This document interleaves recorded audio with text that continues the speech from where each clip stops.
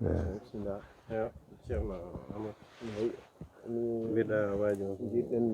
jiɗɗo jiɗi kam ko adi fof ɗo woni galle goonga. Eyi kala ko neɗɗo ene tampana e aduna mum yo tampan galle oɗo.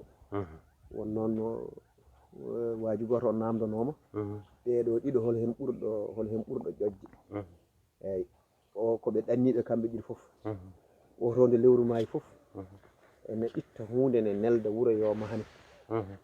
oga noon kañum neldata haydara yo mahane to wuuro to. Allah waɗi nde ɓe gummiti ɓe garti to ɓe gure mabɓe to oto artu tan tawi galle mum pari totta coktirɗo mum naati.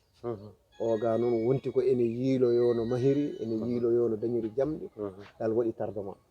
wadde noon aduna kadi ɓuuri ƴoƴde ko on gardinanɗo hoore mum.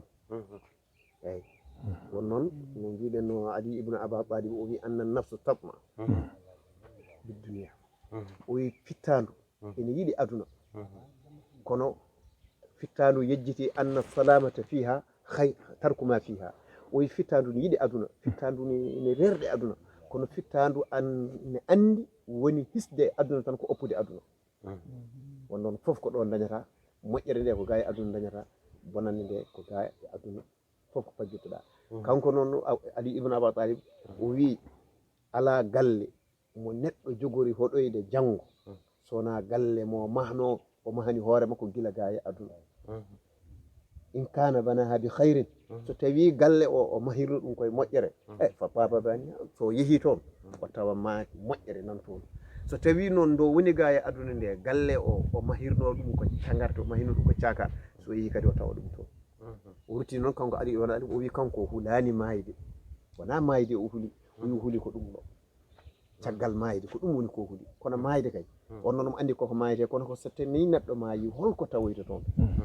eyi premiére carrefour noon ko ɗo ɗabri. ɗo woni premiére carrefour.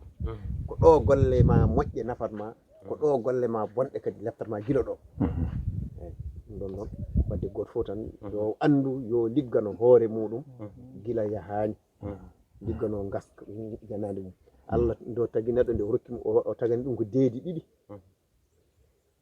o tagani mo hen reedu ɗum kay ko kanko Allah waɗantuma hen. sa yiiɗi jiiloyoɗa, sa yiiɗi mbasa woni nduɗo reedu. ɗum kay kam a ñamde kay Allah totte tan ko ñamɗa.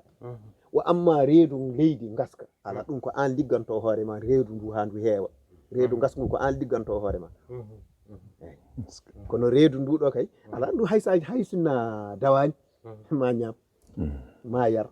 wa amma nduɗo kay nduɗo reedu gaska nduɗo ko an ligganto hoore ma, an waɗanta hen hoore ma. eyyi ɗum ɗon noon tinnoɗen goto foof yo tinno e hoore mum, liggano hoore muɗum ko adi ene yaaha ɗo. ɗo so yettama ɗo ko ɗo woni foof. eyyi ɗo woni foof. ɗo kadi yimɓe foof poti ɗo.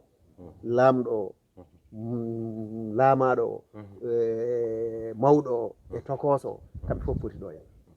eyyi galle ko goto ɗo noon neɗɗo foof jibinaɗo Allah taƴanima parcelle.